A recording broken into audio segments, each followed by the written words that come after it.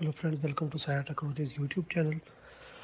आज की हम इस ट्यूटोरियल में बात करेंगे कि कैसे हम पीएचपी स्टार्ट कर सकते हैं। पीएचपी स्टार्ट करने के लिए हमें कौन कौन से सॉफ्टवेयर रिक्वायर्ड होंगे और हम कंप्लीट बेसिक्स देखेंगे इसमें। सबसे पहले हमें पीएचपी स्टार्ट करने के लिए एक लोकल होस्ट सर्वर रिक्वायर्ड होगा और एक अच्छा एडिटर जिसमें हम कोड को सही तरीके से एडिट कर सकें। ये दो चीज़ें हमें रिक्वायर्ड होंगी। लोकल होस्ट सर्वर के लिए दो सर्वर सिस्टम हमारे पास अवेलेबल हैं, जैम्प और वैम्प। दोनों के फीचर सेम हैं, जैम्प कुछ एडवांस्ड है। तो हम सबसे पहले जैम्प डाउनलोड करते हैं, फिर इंस्टॉल करते हैं और उसके साथ एक एडिटर डाउनलोड करते हैं। एडिटर में notepad plus plus, PHP storm और आपके पास सबलाइन भी अवेलेबल है। तो चलते हैं, सबसे पहले हम अपना सॉफ्टवेयर जैम्प इंस्टॉल करते हैं। पर ये आपको तीन जगहों से मिल सकता है जैम्प इजीली, फाइल हिप्पो से, सॉफ्टोनिक से और जैम्प की अपनी साइट से भी। इसमें दो वेरिएंट्स हैं, अब 3 वेरिएंट्स हैं, 32 बिट, 64 बिट एंड 86 बिट। तो आपका लैपटॉप जो है, जो उसके मुताबिक 64 बिट है तो आप 64 बिट डाउनलोड कर सकते हैं, 32 बिट है तो आप 32 बिट भी डाउनलोड कर सकते हैं, 86 भी। तो चलते हैं हम डाउनलोड जैम्प, ये Apache Friends dot O R G की इनकी अपनी साइट है, यहाँ से ये इजीली अवेलेबल है। सारे वेरिएंट्स आप चेक कर सकते हैं। लेटेस्ट है 7.2.34। तो आप ये डाउनलोड 64 बिट के लिए, इसके नीचे 32 बिट वाला भी अवेलेबल है एंड सो ऑन। तो चलते हैं 64 बिट वाले पर, इसको हम डाउनलोड पे क्लिक करते हैं और ये देखिए ये डाउनलोड स्टार्ट हो गई हमारे पास और आप इसको कंप्लीट डाउनलोड कर लेंगे। चूँकि मेरे पास डाउनलोडेड अवेलेबल है डेस्कटॉप पे, तो मैं इसको डबल क्लिक करके इंस्टॉल कर लेता हूँ।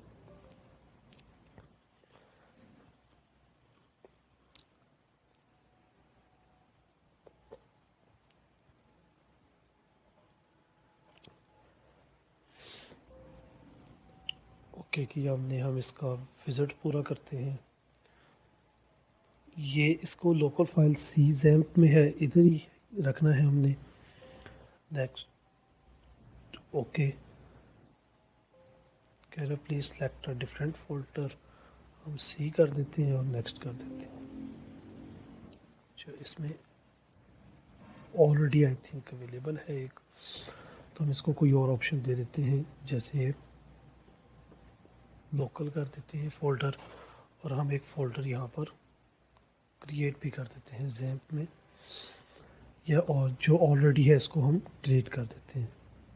क्योंकि मेरे पास पहले अवेलेबल था, ये मैंने डिलीट कर दिया। अब ये इसमें इंस्टॉल हो जाएगा।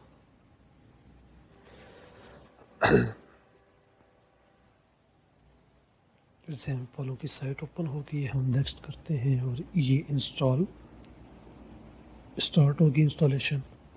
हम वेट करते हैं इसकी इंस्टॉलिंग के लिए।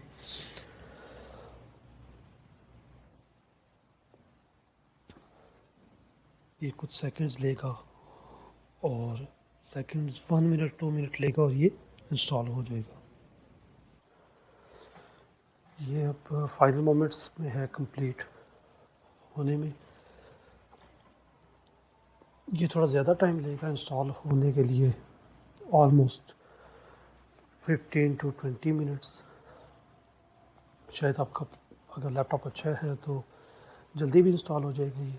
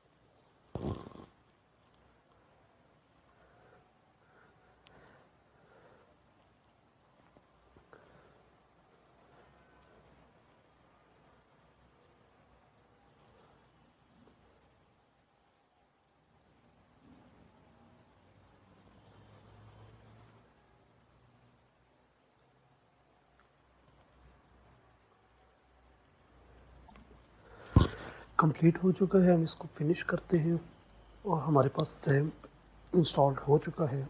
एंड ये पॉपअप ओपन हो गया है कि आपको कौन कौन से सर्वर्स स्टार्ट करने हैं, हमें कौन कौन से मॉड्यूल्स स्टार्ट करने हैं। अब हम चलते हैं सेकंड, अपना सबलाइम इंस्टॉल कर लेते हैं, जो कि एक अच्छा एडिटर है।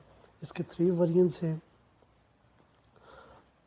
Sublime text 1, 2 and 3 is the latest, तो हम 3 को इंस्टॉल कर लेते हैं।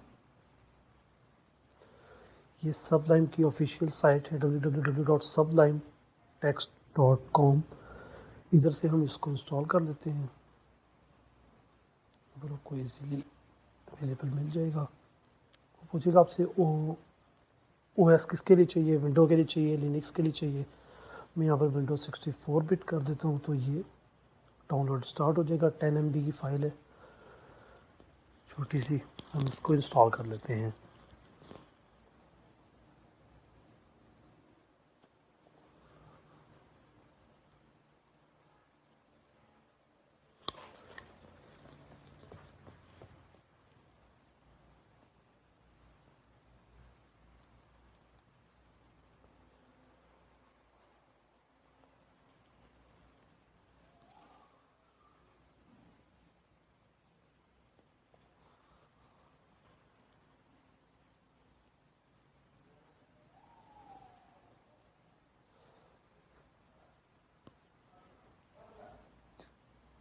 ये कंप्लीट डाउनलोड हो चुका है, हम इसको इंस्टॉल कर लेते हैं। इसे ओपन करके और रन करते हैं और यस, इसका विज़िट कंप्लीट करते हैं।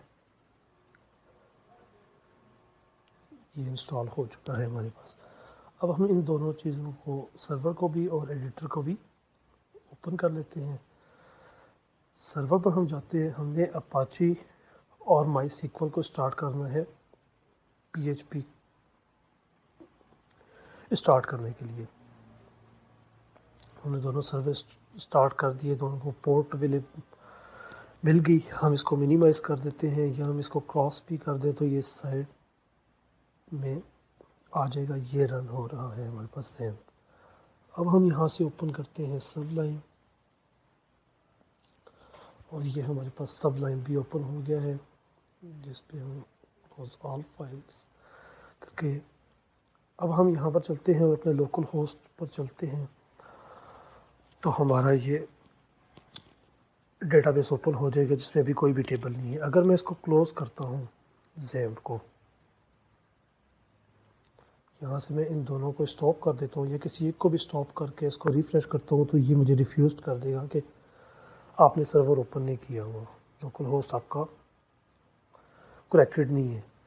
तो अगर मैं इसको दोनों को स्टार्ट करता हूँ, अपाची को और माई सीक्वल को, और इसको दोबारा रिफ़्रेश करता हूँ, तो ये देखें ये स्टार्ट हो चुका है। अब हम इसको क्लोज़ कर देते हैं और चलते हैं अपने स्टार्ट करते हैं PHP को। PHP कैसे स्टार्ट होगी। PHP की फ़ाइल को आप अगर XAMPP के फ़ोल्डर से बाहर रखेंगे तो ये कभी भी रन नहीं होगी।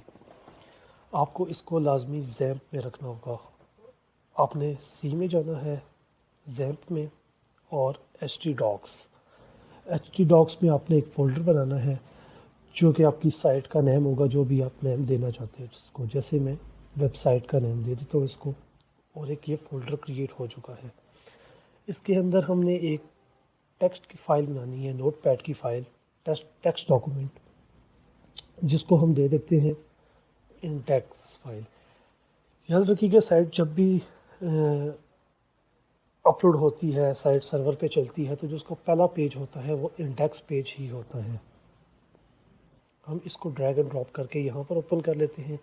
ये इंडेक्स डॉट टेक्स्ट फाइल है, हम इसकी एक्सटेंशन चेंज कर देते हैं PHP में, और प्लेन टेक्स्ट को ऑल टेक्स्ट कर देते हैं, और ये PHP की फ़ाइल क्रिएट हो जाएगी। ये देखें, ये PHP की फ़ाइल क्रिएट होगी और इसको ऑटोमेटिकली सबलाइम में ये ओपन हुआ करेगी। हम इसको टेक्स्ट फाइल को डिलीट कर देते हैं। अब हमारे पास ये इंडेक्स की फ़ाइल है जो कि PHP की एक्सटेंशन के साथ है। PHP को स्टार्ट करते हैं। PHP को आप HTML के अंदर भी यूज़ कर सकते हैं, सिर्फ JS को में ये यूज़ नहीं होगी क्योंकि वो स्क्रिप्टिंग लैंग्वेज है, ये प्रोग्रामिंग लैंग्वेज है, लेकिन ये HTML टैग्स के अंदर भी यूज़ हो जाएगी अगर आप इसको PHP के कोड्स के साथ यूज़ करेंगे। तो PHP स्टार्ट होती है less than question mark PHP छोटा। ये केस सेंसिटिव लैंग्वेज है तो इसमें केस का हमें ध्यान रखना होगा कि अपर केस में हम लेटर्स लिख रहे हैं या लोअर केस में। ज़्यादातर लोअर केस में भी इसमें यूज़ होते हैं, अपर केस में भी, दोनों फॉर्म्स में यूज़ होते हैं। और क्लोज होगी क्वेश्चन मार्क और ग्रेटर देन से क्लोज होगी। हम इस फाइल को साथ रन भी कर लेते हैं और मैं रन करने का आपको तरीका बताता हूँ। इसको हम सेव कर लेते हैं। हम यहाँ पर न्यू टैब ओपन करते हैं ब्राउज़र में और इसको लिखते हैं लोकल होस्ट स्लैश, हमने भी फोल्डर बनाया है वेबसाइट के नाम से। हमने htdocs XAMPP इंक्लूड नहीं करना, हमने सिर्फ लोकल होस्ट वेबसाइट पर क्लिक करना है। तो ये हमारी वेबसाइट का मेन पेज ओपन हो गया है। देखिए उसने हमें अलाउ कर दिया। अगर हम इसको इंडेक्स साथ अगर लिख भी दें इसके index.php तब भी ये सेम पेज ही रहेगा क्योंकि ये मेन पेज है। अब हम चलते हैं अपनी फ़ाइल के ऊपर और इसमें एक वेरिएबल इंट्रोड्यूस करते हैं जिसको हम काउंट दे देते हैं।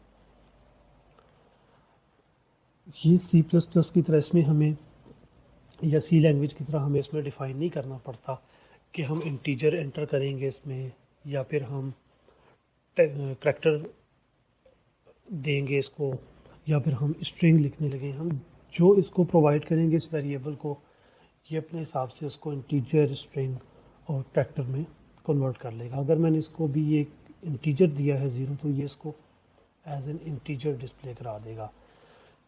प्रिंट करने के लिए हमें एको की कमांड ज़रूरत होती है।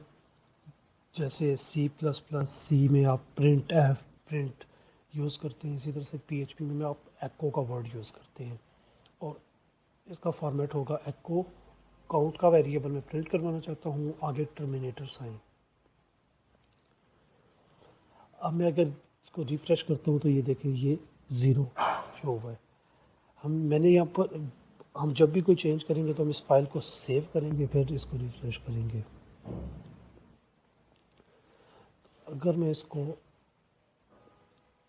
एक स्ट्रिंग दे देता हूँ यहाँ पर, वेलकम टू साया टेक्नोलॉजीज़, और इसको रिफ़्रेश करेंगे तो ये साया technologies, welcome to Saya technologies लिखा हुआ हो जाएगा। और अगर मैं इसको एक करैक्टर दूंगा तो ये उस करैक्टर को प्रिंट करवा देगा, तो ये ए प्रिंट करवा देगा।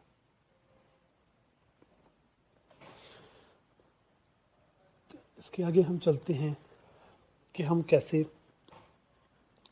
एक PHP के वेरिएबल को, अगर वो उस फॉर्म में है न्यूमेरिक फॉर्म में है तो हम उसको कैसे मल्टीप्लाई करके उसका रिज़ल्ट शो करवा सकते हैं, डिवाइड करके कैसे शो करवा सकते हैं। बेसिक्स के लिए हम यहाँ पर लिखते हैं, पहला आएगा नंबर 1 कर देते हैं और इसको हम प्रोवाइड कर देते हैं 5, और हम एक और नंबर ऐड करते हैं, नंबर 2 इज इक्वल टू 3। अब हमें एक थर्ड वेरिएबल रिक्वायर्ड होगा और उसको हम सम कर देते हैं। Sum is equal to 0 define करेंगे ताकि ये गार्बेज वैल्यू ना उठाए, और हम यहाँ पर sum is equal to number 1 plus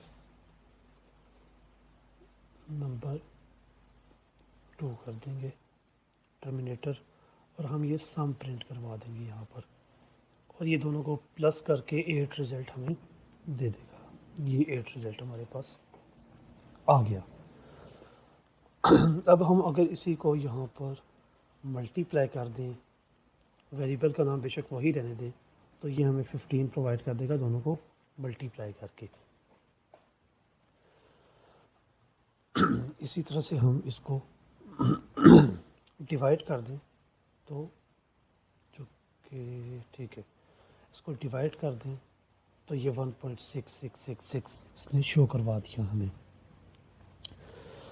अब यहाँ पर मैं आपको एक चीज़ बताता चलूँ कि अगर हमने एको में डायरेक्ट कोई चीज़ प्रिंट करवानी है तो हमने डबल कोट्स यूज़ करने हैं और इसमें हमने लिख देना है वेलकम टू सयाट टेक्नोलॉजीज।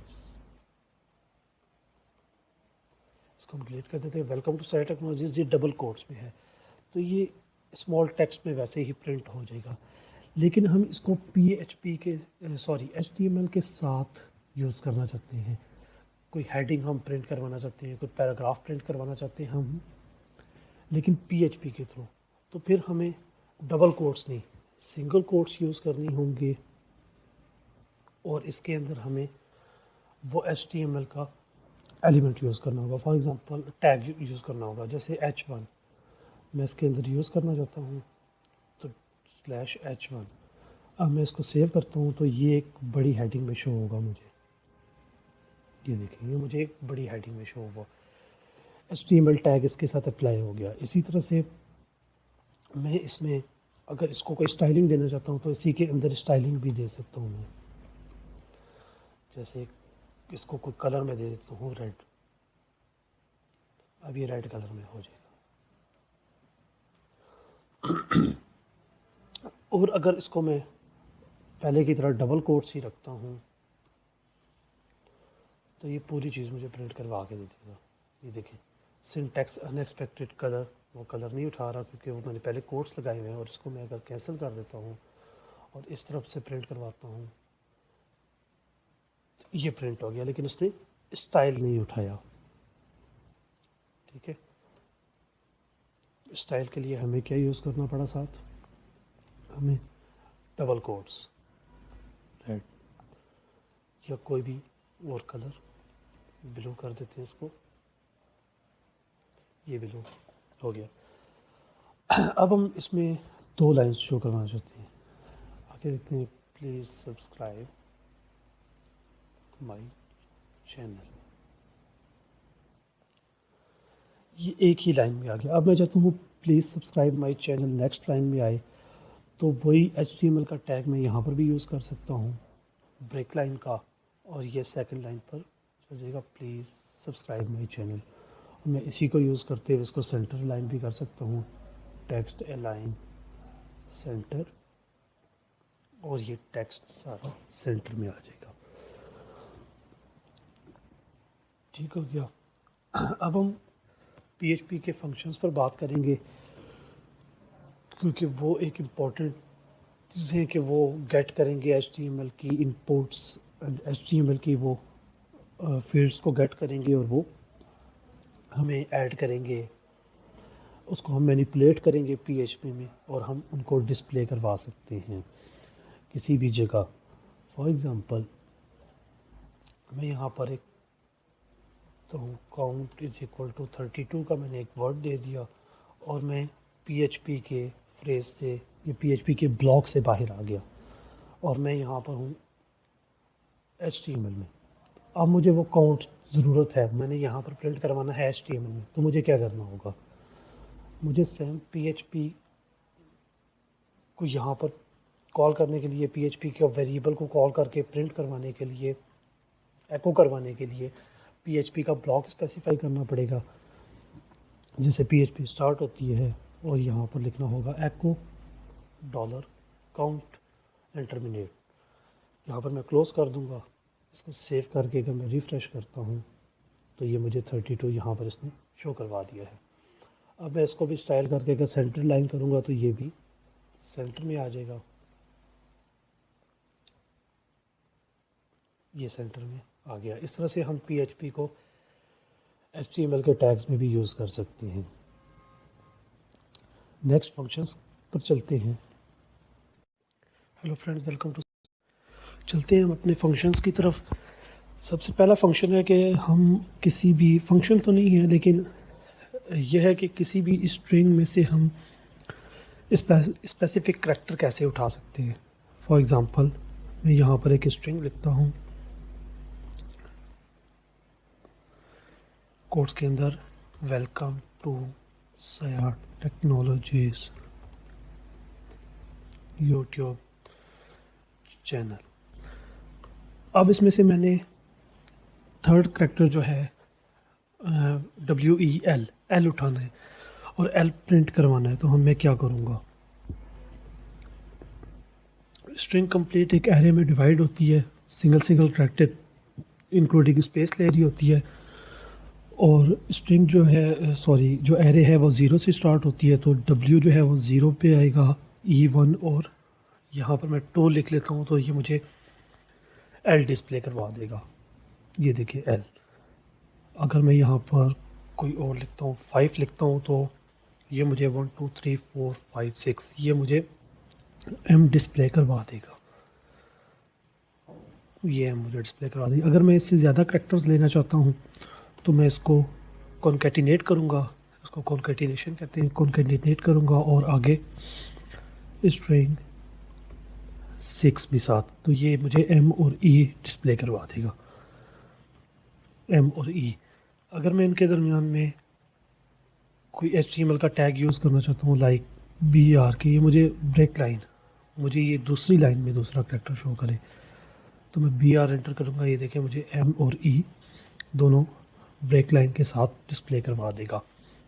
अब चलते हैं अपने फर्स्ट फंक्शन की तरफ। वो है कि हम एक पूरे स्ट्रिंग में से, जैसे ये ऊपर लिखा हुआ है welcome to Saya technologies YouTube channel, इसमें से हम एक स्पेस के बाद वो स्पेसिफिक करेक्टर, ये स्पेसिफिक पूरी लाइन उस स्पेसिफिक करेक्टर के बाद अगर गेट करना चाहते हैं, फॉर एग्जांपल मैं यहाँ पर एक करेक्टर लगा देता हूँ वेलकम टू साया टेक्नोलॉजीज़ के बाद यहाँ पर कोमा लगा देता हूँ, तो मुझे कोमा से पहले वाला नहीं चाहिए, मुझे कोमा के बाद वाला चाहिए सारा। तो फिर क्या यूज़ होगा, उसके लिए एक फंक्शन है और उस फंक्शन को हम किसी स्ट्रिंग में या किसी वेरिएबल में सेव करवाएंगे। फॉर एग्जाम्पल वेरिएबल में सेव करवा के हम उसको डिस्प्ले करवाएंगे। फॉर एग्जांपल मैं यहाँ पर लिखता हूँ get string is equal to, यहाँ पर एक फंक्शन है, ये देखें सब स्ट्रिंग के नाम से आ चुका है। इसमें सबसे पहले वो कह रहा है कि स्ट्रिंग अपना एंटर करें। मैं एंटर कर देता हूँ कि जो ऊपर स्ट्रिंग लिखा हुआ है वो वाला उठाना है पूरा। इसके अंदर वो पूछेगा स्ट्रिंग पोजीशन कहाँ से लेकर कहाँ तक उठाना है। मैं कहता हूँ स्ट्रिंग में से मुझे कोमा के बाद का सारा चाहिए, और यहाँ पर +1 के कोमा से फ़ौरन नेक्स्ट करेक्टर से वो मुझे गेट करके दे दे। अब मैं इसको डिस्प्ले करवाता हूँ गेट स्ट्रिंग। अब देखते हैं ये हमें प्रोवाइड करेगा यूट्यूब चैनल जस्ट। ये देखें ये मुझे यूट्यूब चैनल से डिस्प्ले किया कोमा के बाद। अगर मैं इस कोमा को प्लेस कर देता हूँ यहाँ से हटा के साया टेक्नोलॉजी से पहले, तो ये मुझे साया टेक्नोलॉजी से ऑनवर्ड कंप्लीट दिखाएगा और पहले वेलकम टू को ये ख़त्म कर देगा। और अगर मैं इसको एंड पे ले जाता हूँ चैनल के बाद, तो ये मुझे कुछ नहीं डिस्प्ले करवाएगा क्योंकि कोमा के बाद कोई भी कैरेक्टर नहीं लिखा हुआ। यहाँ मैं लिख देता हूँ हियर इज़ चैनल, तो मुझे ये हेयर इज़ चैनल शो करवा देगा। आप अंडरस्टैंड कर गए होंगे इसको। आगे चलते हैं कि किसी भी स्ट्रिंग में एक स्पेसिफिक वर्ड को हम चेंज करके उसको रिप्लेस कैसे कर सकते हैं। एक मैं स्ट्रिंग यहाँ पर लिख लेता हूँ, एक वेरिएबल में डेटा सेव करवाता हूँ, string is equal to welcome to Saya Technologies, और दूसरे में मैं सेव करवाता हूँ कि आफ्टर का एक वेरिएबल बना लेता हूँ जिसमें मैं सेव करवाता हूँ कि इसको रिप्लेस करके, इसके एक स्पेसिफिक वर्ड को रिप्लेस करके उसकी जगह क्या एंटर करना। तो इसमें एक ऑप्शन होता है, एक फंक्शन होता है रिप्लेस का, स्ट्रिंग रिप्लेस। इसमें मैं दे देता हूँ कि साया टेक्नोलॉजीज़ जहाँ पर लिखा हुआ है ये इसको रिप्लेस करना चाहता हूँ मैं। और रिप्लेस मैंने किससे करना है, यहाँ मैं कहता हूँ welcome to our YouTube channel, और वो पूछेगा कि इस वर्ड को इससे रिप्लेस करना है, ये स्ट्रिंग किधर है, किस स्ट्रिंग में से ये दोनों उठाने हैं। साया टेक्नोलॉजीज़ उठा के उसको आवर यूट्यूब चैनल के साथ रिप्लेस करना है। तो मैं उसको दे देता हूँ कि ये जो स्ट्रिंग ये वेरिएबल है इसका डेटा उठाना है और इस स्ट्रिंग में से कौन चेंज करना है, रिप्लेस करना है। अब मैं आपको दोनों शो करवाता हूँ। पहले एको करवाता हूँ स्ट्रिंग को और इसको मैं BR कर देता हूँ ताकि डिफ्रेंशिएट हो जाए, और बाद में आफ्टर वाले को डिस्प्ले कराता हूँ। इस स्ट्रिंग में आएगा कि वेलकम टू साया टेक्नोलॉजीज़, और नीचे आफ्टर में जब वो साया टेक्नोलॉजीज़ को रिप्लेस कर देगा आवर यूट्यूब चैनल से, तो उधर लिखा हुआ आएगा welcome to our YouTube channel. Test करते हैं इसको। पहले उसने दिया welcome to Saya Technologies channel, same to same string. अब उसने साया टेक्नोलॉजीज़ को रिप्लेस कर दिया आवर यूट्यूब चैनल के साथ, जैसा कि यहाँ पर हमने फंक्शन स्ट्रिंग रिप्लेस का लगा के हमने इसको रिप्लेस किया। ये स्ट्रिंग रिप्लेस के बाद हम नेक्स्ट फंक्शन की तरफ चलते हैं, इम्प्लोड। अगर आपके पास एक एरे है और आप उस पूरी एरे को ज्वाइन करके एक स्ट्रिंग में भेजना चाहते हैं, पहले हमने देखा था कि एक स्ट्रिंग है उसको हमने पीसीज में किया था और उस स्ट्रिंग को एरे में हमने यूज़ किया। अब हम एरे को स्ट्रिंग में लेके जाते हैं, तो वो कैसे जाएगी। हम फॉर एग्ज़ाम्पल एक वेरिएबल बना लेते हैं ARR के नाम से, और इसमें एक एरे ऐड कर देते हैं, और इस एरे में सिंगल कोट्स के साथ हम लिखते हैं welcome comma second to third में आवर यूट्यूब चैनल। अब ये अलग अलग है। अब हम इसको डिस्प्ले करवाते हैं। एक पहले मैं आपको शो करवाता हूँ ये अलग कैसे है। अगर तो मैं ये लिखूँगा वो डिस्प्ले नहीं करेगा, वो एरर दे देगा कि आप एरे को इस तरह से शो नहीं करवा सकते। फिर हम शो करवाते हैं आगे 1 बाई 1 करके कि 1 बाई 1 ये कैसे डिस्प्ले होगा। अगर मैं इसको 0 दूंगा तो ये वेलकम शो करवा देगा, 0 पे वेलकम है, ये वेलकम। मैं इसके बाद दूसरा शो करवाता हूँ एरे 1, फिर एरे 2, ये वेलकम टू आवर 3 शो करवा देगा ज्वाइन किए हुए। मैं इनमें एक एक स्पेस डाल देता हूँ।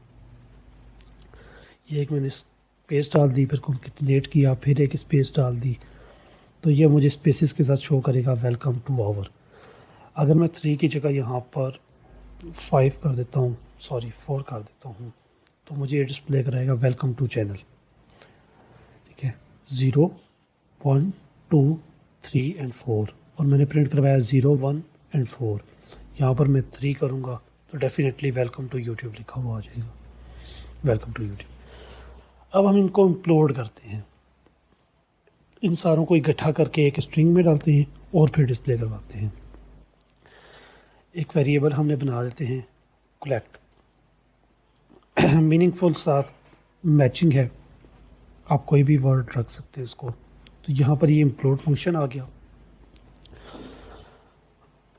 यहाँ पर हम स्पेस दे देते हैं कि सारों को कॉन्केटिनेट करो और एक साथ डिस्प्ले करवाओ, और ये पूरी एरे का नाम लिख दिया।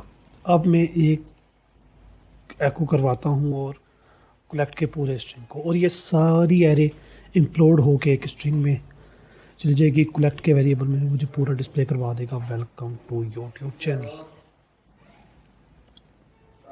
ठीक हो गया, ये इसने मुझे कंप्लीट शो करवा दिया welcome to YouTube channel.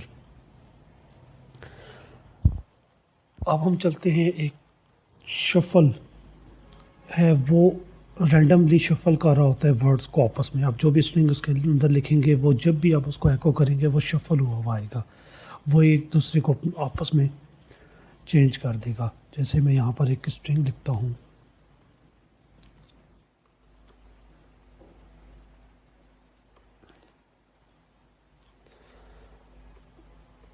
Sad take, just इतना कर लेते हैं शॉर्ट, और इसको मैंने अब शफल करना है और मैं साथ ही डिस्प्ले करवा देता हूँ इसको स्ट्रिंग शफल। ये फंक्शन आ गया हमारे पास, मैं यहाँ पर दे देता हूँ स्ट्रिंग, जो ऊपर हमने स्ट्रिंग लिखा है उसको शफल कर दो।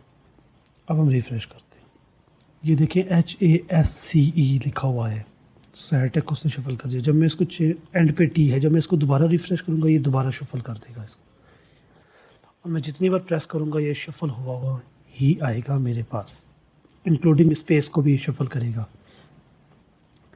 जितनी बार आप इसको अपडेट करेंगे ये शफल करता रहेगा इसको। यहाँ पर दो चीज़ें और हैं वो मैं आपको बताता चलूँ, फिर फंक्शंस की तरफ वापस आएंगे।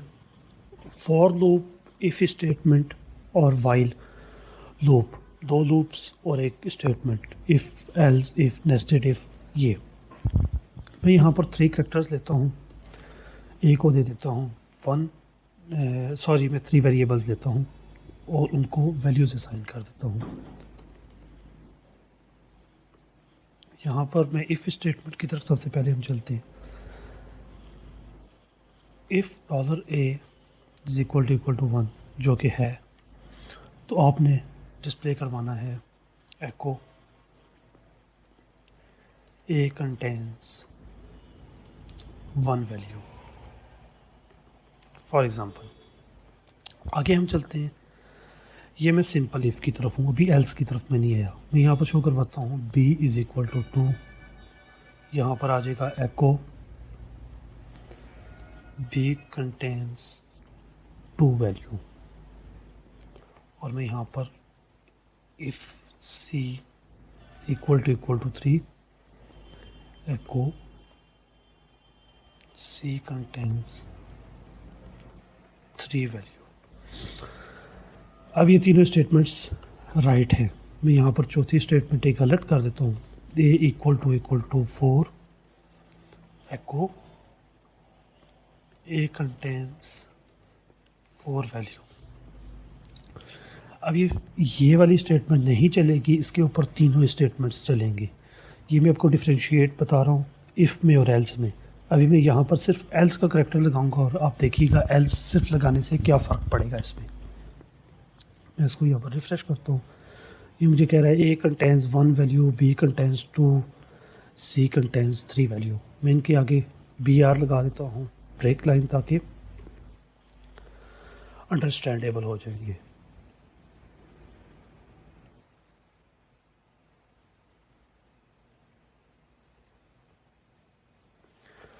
A contains 1 value, B contains 2 and C contains 3। इसमें 4 नहीं आया क्योंकि A को हमने 3 दिया हुआ है, तो ये स्टेटमेंट फॉल्स है।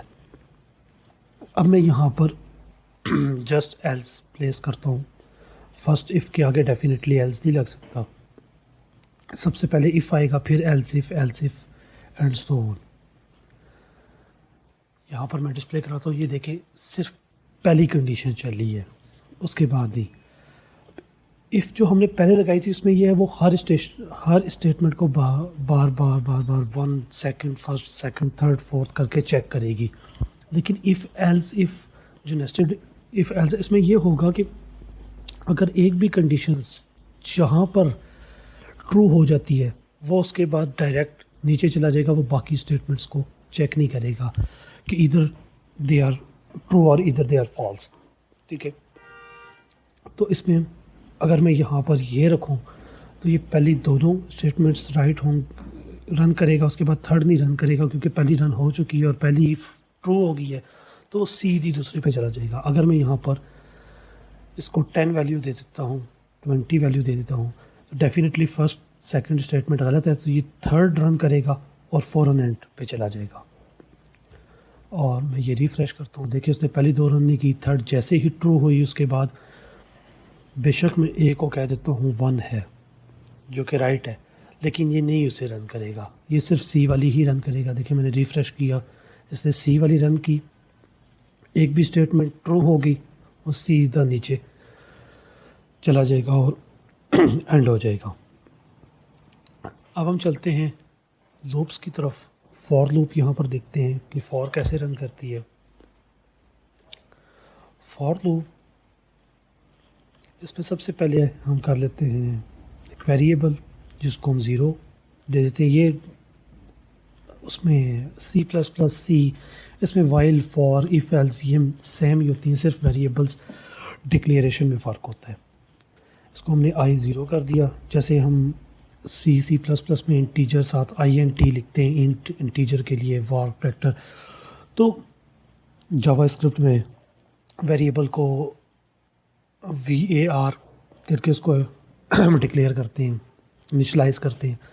इसी तरह से डॉलर यूज़ होता है PHP में, तो हम डॉलर यूज़ कर रहे हैं। सॉरी, ये <5 तक इसको रन करते हैं और इसको इंक्रीमेंट दे देते हैं, और हम कहते हैं कि जब तक लूप एंड नहीं होती ये प्रिंट कराएगा फॉर लूप इज़ रनिंग।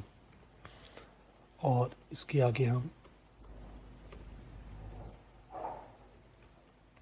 ये लगा देते हैं और ये ब्रेक लाइन होता जाएगा। ये आई 0 से स्टार्ट होगा और डेफिनेटली 4 तक चलेगा, यानी ये 5 पर प्रिंट करवाएगा फॉर लूप इज़ रनिंग। ठीक है, 1 2 3 4 5 कैसे हुआ? 0 1 2 3 4 तक रन हुआ, 5 तक नहीं, क्योंकि हमने लेस देन इक्वल टू नहीं लगाया है, सिर्फ लेस देन लगाया। जैसे मैं यहाँ पर प्रिंट करवा देता हूँ $i, ये उसको प्रेजेंट करवा देगा $i तक, 0 1 2 3 एंड 4 सो ऑन। अगर मैं इसको इंक्रीज़ कर दूंगा यहाँ से 10 तक, तो ये 0 से लेकर 9 तक डिस्प्ले करवा देगा हमें फॉर लूप में। और अगर मैं इसको साथ इक्वल टू भी लिख दूँ तो ये मुझे 10 तक डिस्प्ले करवाएगा, क्योंकि इक्वल टू 10 भी इंक्लूडेड होगा। इसके अंदर हम नेस्टेड फॉर भी चला सकते हैं, जैसे कि यहाँ पर मैं नेस्टेड फॉर चलाता हूँ, इसको वेरिएबल को j, तो यहाँ पर मैं शो करवाता हूँ और इसको एक स्पेस के साथ, सॉरी एक स्पेस देनी है जस्ट। ये वैल्यू 0 से लेकर 5 तक कर लेते हैं, छोटी एरे बना लेते हैं ताकि ये सही डिस्प्ले हो जाए। जैसे जे शो करवाता जाएगा ये एक स्पेस देता जाएगा। उसके बाद में यहाँ पर जैसे ही फॉर की लूप ये एंड होगी, इसके नीचे एक ब्रेक लाइन आ जाएगा, लाइन ब्रेक हो जाएगी, न्यू लाइन पे ये शिफ्ट हो जाएगा। ये देखिए, ये जे की चली 1 टाइम, इसको 2D एरे भी कहते हैं। ये जिस तरह से वर्क कर रही है इसको, कि उसने 0 1 2 3 4 5 1 रो उसने कंप्लीट की जे वाली, फिर उसने सेकंड वाली कंप्लीट की। मैं इसके लिए आपको और आसानी कर देता हूँ अंडरस्टैंड करने के लिए, मैं इसके साथ जे लिख देता हूँ ताकि आपको पता लग जाए कि ये जे की लूप चल रही है। इसने लिखा J0 J1 J2 and so on. और मैं यहाँ पर अगर साथ लिख दूँ आई, तो हर एक लाइन कंप्लीट होने के बाद ये आई प्रिंट होता जाएगा। ये देखिए, एक लाइन कंप्लीट हुई, आई प्रिंट हो गया, फिर BR चला गया। अगर मैं इससे पहले BR लगा दूँ तो आई बाद में प्रिंट होगा, पहले ब्रेक लाइन होगा और आई स्टार्ट में चला जाएगा।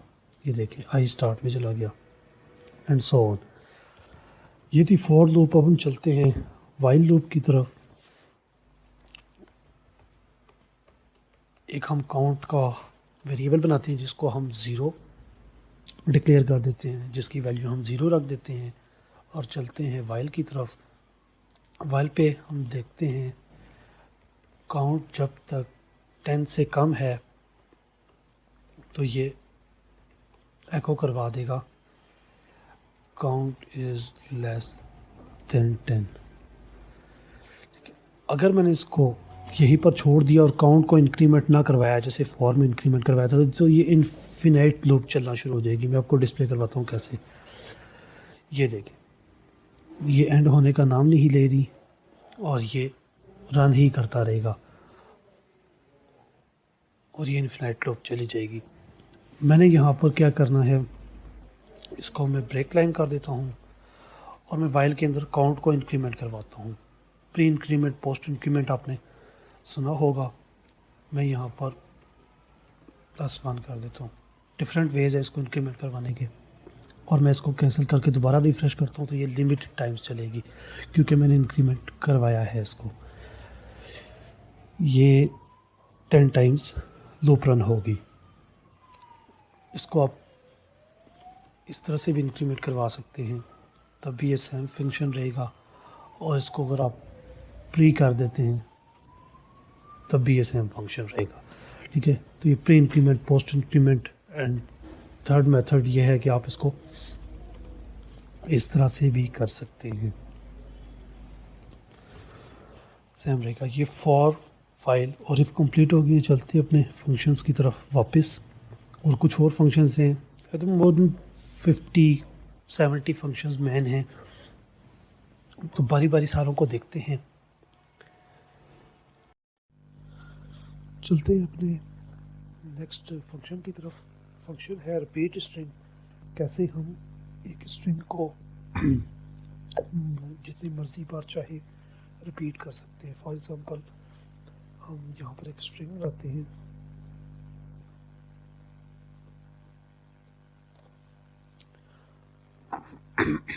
उसमें एक फंक्शन लगाते हैं स्ट्रिंग रिपीट का, और हम यहाँ पर लिखते हैं कि ये वर्ड है जिसको हम रिपीट करना चाहते हैं, और हम कितनी बार रिपीट करना चाहते हैं, 15 टाइम्स रिपीट करना चाहते हैं। और इसको हम एको करवा देते हैं। और हम अब इसको रिफ्रेश करते हैं, देखें ये इसने 13 टाइम्स 15 टाइम्स रिपीट कर दिया, जितनी बार हमने उसको रिपीटिशन का कहा था। इसको थोड़ा और हम ब्रेक लाइन कर देते हैं ताकि प्रॉपर नज़र आए हमें।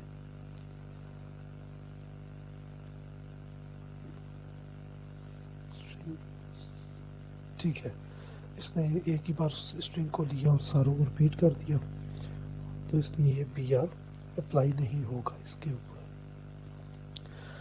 अब हम चलते हैं अपने नेक्स्ट फंक्शन की तरफ, जो कि है एक स्ट्रिंग को कैसे हम एरे में स्प्लिट कर सकते हैं। तो चलते हैं हम और लिखते हैं प्रिंट आर, और इसमें फंक्शन लिखते हैं हम स्ट्रिंग स्प्लिट का। ये हमने एंटर किया। इसमें अब हमने वो स्ट्रिंग लिखना है। फॉर एग्जांपल लिखता हूँ मैं साया technologies, welcome to Saya Technologies, और मैं इसको रिफ्रेश करूँगा और ये एरे में मुझे प्रोवाइड कर देगा कि 0 पर ये वर्ड है वेलकम, 2 पर 1 पर ई है, 2 इंडेक्स पर सी है, एंड सो ऑन। इस तरह से हमें ये कर देगा। और इसको हम जितना भी इंक्रीज करें,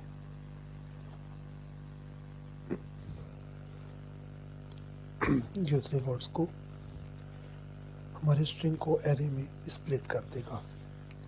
चलते हैं अपने नेक्स्ट फंक्शन की तरफ, जो कि है स्ट्रिंग को काउंट करने का, कि इस स्ट्रिंग में कितने लेटर्स हैं। तो हम चलते हैं एक स्ट्रिंग बनाते हैं काउंट, जिसमें वो सेंड करेगा कि इतने इस स्ट्रिंग में इतने वर्ड्स हैं। तो चलते हैं स्ट्रिंग वर्ड काउंट फंक्शन आ गया हमारे पास, और हम इसके अंदर लिख लेते हैं अपना स्ट्रिंग, और हम इसको एको करवा देते हैं। और इसको हम कहते हैं, ये कह रहा है कि इसमें 2 वर्ड्स हैं, साया और टेक्नोलॉजीज़। अगर मैं इसको इंक्रीज़ करता हूँ वेलकम टू साया टेक्नोलॉजीज़, तो यह मुझे शो करेगा कि इसमें 4 वर्ड्स हैं। ठीक है, अब जितना मर्जी स्ट्रिंग इंक्रीज़ करते जाएंगे, ये आपको टोटल बता देगा कि इस स्ट्रिंग के अंदर कितने वर्ड्स हैं। आगे हम चलते हैं, स्ट्रिंग लेंथ फाइंड करते हैं। ये तो वर्ड काउंटिंग थी। अब हम स्ट्रिंग लेंथ के ऊपर आते हैं। स्ट्रिंग लेंथ का फंक्शन है strlen, स्ट्रिंग लेंथ। इसके अंदर हम एक स्ट्रिंग दे देते हैं,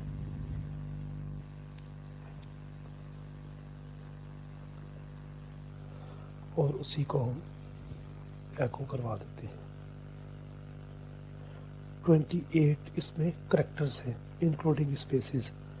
ठीक है, ये 1 2 3 4 5 6 7 8 और मैं इसको कट कर देता हूँ तो ये मुझे 8 शो कर देगा। ये 8 ये स्पेसेस को भी काउंट करेगा।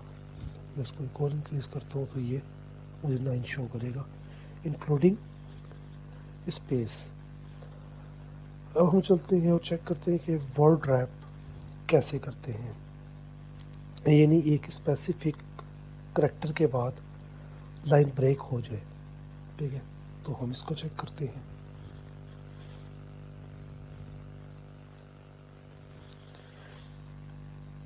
फंक्शंस तो इसमें बिल्ट इन फंक्शंस बहुत ज़्यादा हैं पीएचपी में, लेकिन हम सिर्फ उनको देखेंगे जो ज़्यादा यूज़ होने वाले हैं, और ये तकरीबन 15 to 20 या 25 है जो अगेन एंड अगेन यूज़ होने वाले हैं।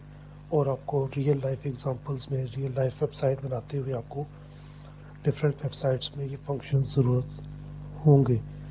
इससे भी ज़्यादा फंक्शंस हैं, more than 100, and then custom पे आ जाते हैं और आप कस्टम फंक्शंस भी खुद बना सकते हैं, यूज़र डिफाइंड फंक्शंस। ये तो बिल्ट इन फंक्शंस है पीएचपी के।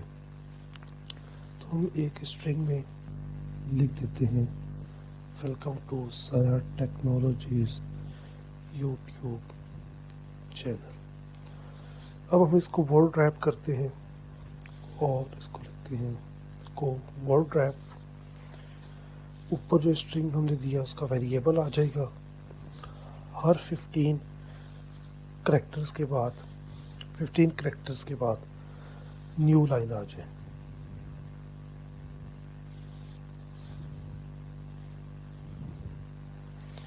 हम इसको ट्राई करते हैं।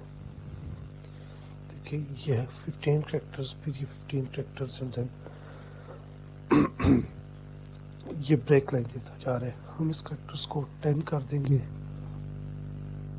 और ये देखिए हर 10 के बाद ये पता चल रहा है। इसमें ये ख्याल भी रख रहा है कि वर्ड ब्रेक ना हो।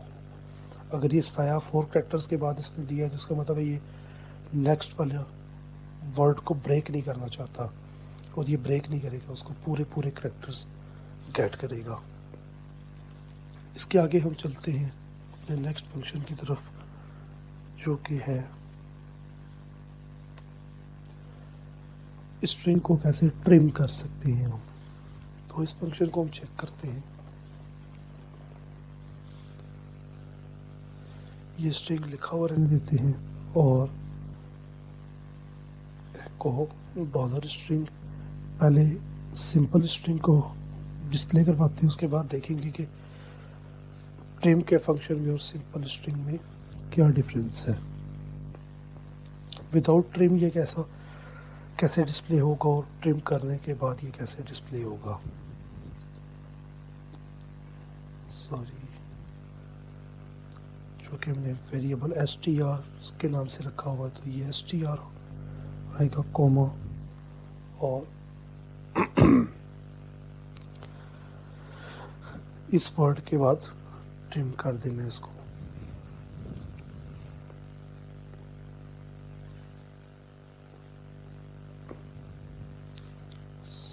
सॉरी, ये ट्रिम नहीं किया इसने इसको।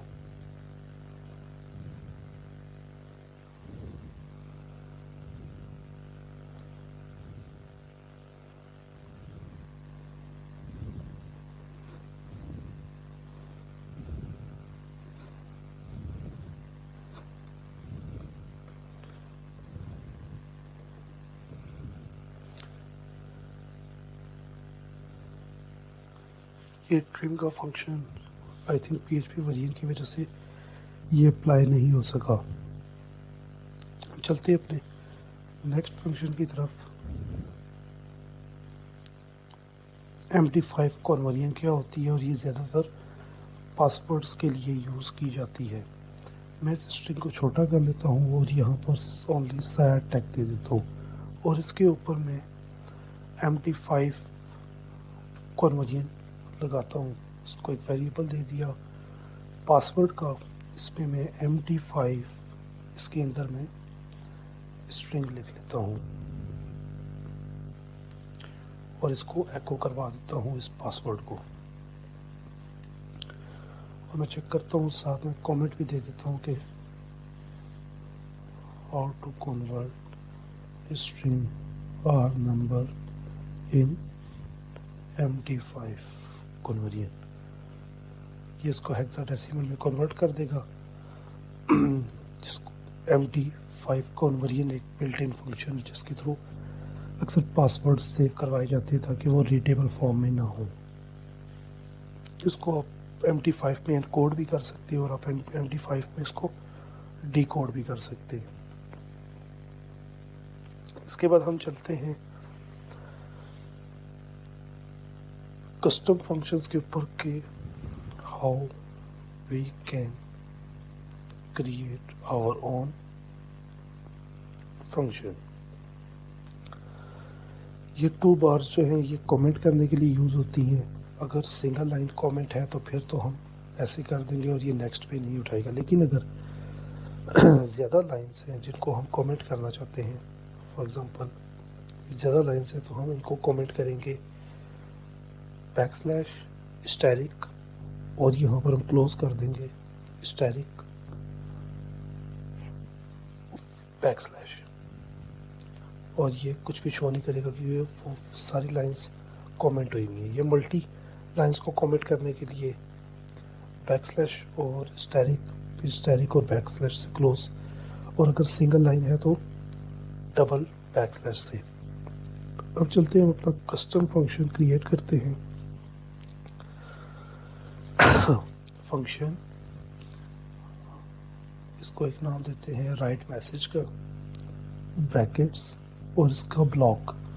इसके अंदर हम लिखते हैं एक स्ट्रिंग और प्रिंट करवाते हैं उसको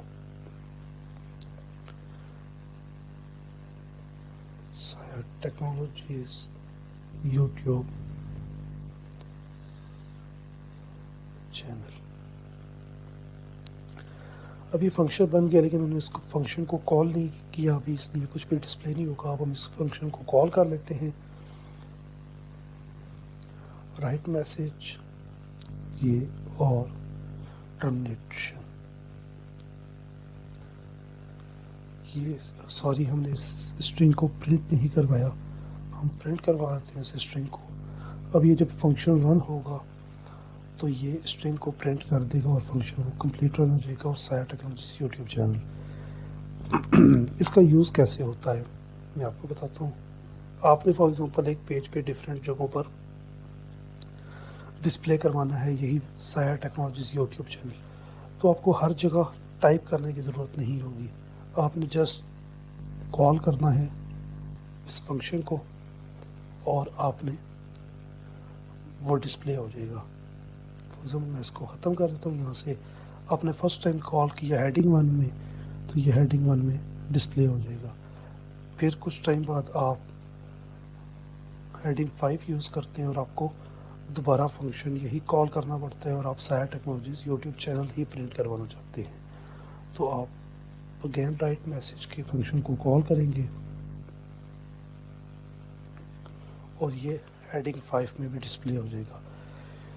इसी तरह से आपने यहाँ पर कोई भी मल्टीप्लिकेशन किसी चीज़ की प्रोवाइड करनी है तो आपको बार बार मल्टीप्लिकेशन का फार्मूला नहीं यूज़ करना पड़ेगा, कोई परसेंटेज का, एवरेज का, कोई भी फार्मूला आपको वो नहीं करना पड़ेगा। आपने उसको एक ही बार फंक्शन में लिखना है और आपको जब भी ज़रूरत पड़े आप पैरामीटर्स पास करके उसको कॉल करेंगे और वो आपको रिटर्न कर देगा और आपको इस तरह से आपका काम एफिशिएंटली हो जाएगा। जैसे मैं आपको अभी बताता हूँ कि पैरामीटर्स के साथ कैसे फंक्शन बनेगा। अब मैं एक फंक्शन बनाता हूँ, फंक्शन एम्प्लॉय का नेम डिस्प्ले करवाते हैं। एम्प्लॉय, इसके अंदर हम यूज़र से लेंगे नेम का एक वर्ड के वो अपना नेम लिखे। अब वो जो भी नेम देगा हम उसको एज इट इज़ प्रिंट करवा देंगे।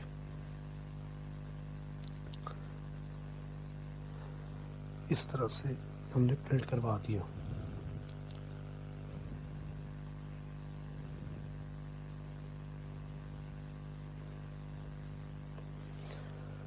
अब हम इस फंक्शन को नीचे कॉल करते हैं 2 टाइम्स 3 टाइम्स इस फंक्शन को कॉल करते हैं। फॉर एग्जांपल हेडिंग 1 में मैं प्रिंट करवाना चाहता हूँ एम्प्लॉय और इसमें मैं पास करूँगा सयाटेक। अब मैं एक और हेडिंग बनाता हूँ इसी के साथ ही हेडिंग 2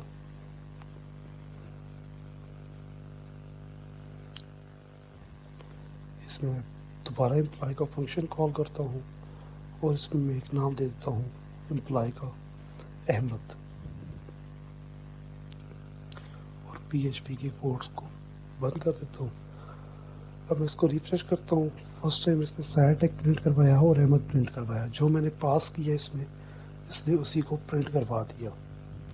ठीक है, इसी तरह से मैं एक और करता हूँ, फंक्शन बनाता हूँ मल्टीप्लिकेशन का, फर्स्ट नंबर लास्ट नंबर। मैं इस पर एक बनाता हूँ फर्स्ट, जिसको मैं सेकंड कर देता हूँ। एक मैं वेरिएबल बनाता हूँ multiply dollar first multiply by dollar second. ये दोनों को मल्टीप्लाई करेगा और डिस्प्ले करवा देगा। मल्टीप्लाई करने के बाद जो रिज़ल्ट आएगा उसको डिस्प्ले करवा देगा।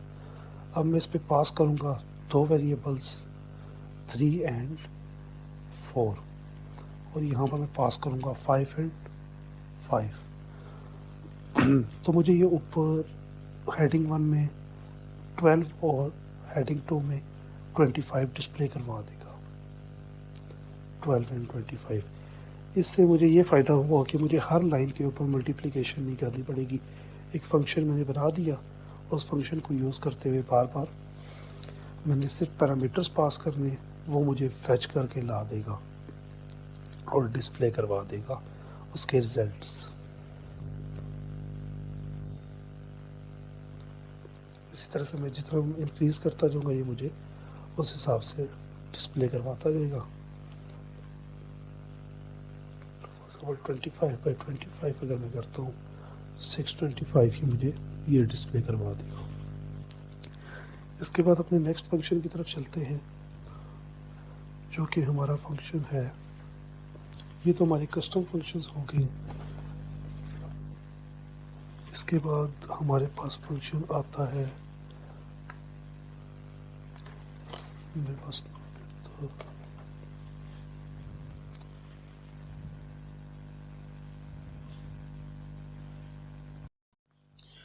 इसके बाद हम देखते हैं अपने डेटाबेस के ऊपर कुछ नज़र डालते हैं और डेटाबेस को देखते हैं कैसे हम नया टेबल क्रिएट कर सकते हैं और कैसे हम नया डेटाबेस क्रिएट कर सकते हैं, उसके अंदर टेबल्स क्रिएट कर सकते हैं एट्सेट्रा। तो हम चलते हैं अपने न्यू पर और इधर हम एक डेटाबेस का नाम लिख लेते हैं, जैसा कि हम लिखते हैं यहाँ पर वेबसाइट। इसको हम इसका general format CPI 1250 general CI दे देते हैं फॉर्मेट और हम एक डेटाबेस क्रिएट कर देते हैं और इसने ये डेटाबेस हमें क्रिएट कर दिया। No tables found in database, अभी इस पर कोई भी टेबल क्रिएट नहीं किया गया। ये एक स्ट्रक्चर है, यहाँ से हम बिल्ड करेंगे अपना पहला टेबल जिसका हम नाम देंगे एम्प्लॉय, TBL एम्प्लॉय या सिंपल TBL एम्प्लॉय कर देते हैं और इसको हम 5 कॉलम्स दे देते हैं, जिसमें सबसे पहला ID कॉलम दे देते हैं, ये इंटीजर रहेगा। इसको हम 11 बाई डिफ़ॉल्ट इसकी 11 ही होती है और इसको हम ऑटो इंक्रीमेंट कर देंगे। हमें बार बार खुद नहीं लिखना पड़ेगा कि 1 2 3 एंड सो ऑन, ये उसको ऑटो इंक्रीमेंट कर देगा। आगे हम लिख देते हैं एम्प्लॉय नेम, एम्प्लॉय सैलरी,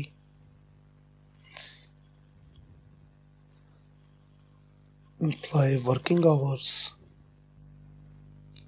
और लिख देते हैं यहाँ पर एम्प्लॉय स्टेटस कि करंट वर्क कर रहा है वो या नहीं, रिटायर्ड है, पेंशन ले रहा है, इट एट्सेट्रा। हम अपने मुताबिक उस कॉलम्स को बना सकते हैं।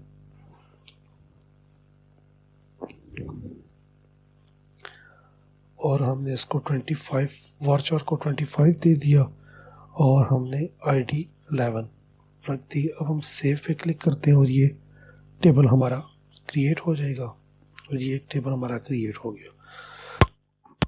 फर्दरमोर अगर हम किसी चीज़ को या किसी कॉलम के नेम को चेंज करना चाहते हैं तो हम इसके सामने चेंज पे क्लिक करेंगे और हम इसका नाम, टाइप या इसकी लेंथ कुछ भी चेंज कर सकते हैं। और हम किसी भी एक सिंगल कॉलम को डिलीट भी कर सकते हैं बाय क्लिकिंग। मैं ड्रॉप को मैं क्लिक करूंगा तो एम्प्लॉय स्टेटस डिलीट हो जाएगा और ये एम्प्लॉय स्टेटस डिलीट हो गया। अगर मैं इस टेबल के अंदर कोई कॉलम न्यू ऐड करना चाहता हूँ तो मैं कितने कॉलम्स ऐड करना चाहता हूँ इसमें, तो मैं यहाँ से इंक्रीज कर सकता हूँ 1 2 3 एंड सो ऑन। और वो मुझसे पूछेगा कि किस जगह पर आप ये कॉलम्स रिप्लेस ऐड करना चाहते हैं, टेबल के स्टार्ट पे, ID के बाद, एम्प्लॉय नेम के बाद और इस तरह से। और अगर एंड पे करने हैं तो मैं आफ्टर एम्प्लॉय वर्किंग आवर्स यानी सबसे एंड के बाद ऐड कर दूंगा। और अगर बिगनिंग में करना चाहता हूँ एट दी बिगनिंग और ID के बाद, तो मैं ID के बाद लिखे गो पर क्लिक करूँगा तो ये मुझे वहाँ पर ले जाएगा। फॉर एग्जांपल मैं आफ्टर एम्प्लॉय वर्किंग आवर्स कर देता हूँ, मैं गो पे क्लिक करता हूँ और ये उसके बाद कॉलम्स मुझे 5 कॉलम्स दे देगा क्योंकि मैंने 5 एंटर किया था और वो इसके बाद 5 कॉलम्स ऐड हो जाएंगे जो कि मैंने एंटर नहीं किए। यहाँ मुझे ये स्ट्रक्चर शो कर रहा है इसका। अगर मुझे इसकी इंसर्ट, अपडेट, कोई भी क्यूरी चाहिए होगी तो मैंने यहाँ पर जाना है और मुझे ये सेलेक्ट स्टैटिक, सिंगल सेलेक्ट करने की, इंसर्ट, अपडेट, डिलीट, ये सारी क्यूरीज मुझे ये दे देगा। मैं यहाँ से क्यूरीज को कॉपी भी कर सकता हूँ और क्यूरीज को कॉपी करके PHP में भी यूज़ कर सकता हूँ, यहाँ पर भी इम्प्लीमेंट कर सकता हूँ। अगर मैं मैन्युअली डेटा 1 by 1 यहाँ से एंटर करना चाहता हूँ तो मैं यहाँ से भी एंटर कर सकता हूँ। ID ऑटो इंक्रीमेंटेड है, मैं इसको छोड़ दूंगा। यहाँ पर मैं लिखता हूँ अहमद, इसकी सैलरी मैं कर देता हूँ $50। यहाँ पर मैं इसकी वर्किंग आवर्स कर देता हूँ 5 आवर्स डेली कर देता हूँ। तो ये एक रो ऐड हो जाएगी इसमें। और उसने मुझे बताया 1 रो इंसर्टेड रो ID 1 और मैं जब ब्राउज पे जाऊँगा तो ये इसने मुझे डिस्प्ले करवा दिया। अब इसी डेटाबेस को मैं फर्दर यूज़ करने के लिए कि मैं इसको अपलोड करना चाहता हूँ सर्वर के ऊपर, तो मैं इसको एक्सपोर्ट भी कर सकता हूँ। अगर मैं इसको एक्सपोर्ट करूँगा और गो पे क्लिक करूँगा ये मेरे पास डाउनलोड हो आ जाएगा। और मैं जब सर्वर के ऊपर जाऊँगा तो मैं डेफिनेटली एक नया डेटाबेस वहाँ पर बनाऊँगा। फॉर एग्ज़ाम्पल मैं वेबसाइट 1 के नाम से बना लूँगा वहाँ पर और उसको टाइप देके क्रिएट कर लूँगा और मैं उसके इंपोर्ट के ऊपर क्लिक करूँगा और वो मुझसे पूछेगा कि किधर पड़ा हुआ है और डेटाबेस में यहाँ से सिलेक्ट कर लूँगा वो डेटाबेस और मैं गो पे क्लिक करूँगा तो वेबसाइट 1 में इंपोर्ट हो जाएगा ये। इसी तरह से अगर मैं ऑपरेशंस में ये मुझे कहेगा कि अगर आप डेटाबेस को ड्रॉप करना चाहते हैं तो पूरा डेटाबेस डिलीट करना चाहते हैं तो ड्रॉप दी डेटाबेस पे क्लिक करें तो पूरा डेटाबेस डिलीट हो जाएगा। प्रिविलेजेस में इसमें इसकी ऑथेंटिकेशंस होती हैं कि ये यूज़र इस पर क्या क्या ऑपरेशंस परफॉर्म कर सकता है and so on. Furthermore next lecture में डिस्कस करेंगे मोर फंक्शंस, डेटाबेस के बारे में और बहुत कुछ। Thank you so much for watching the video.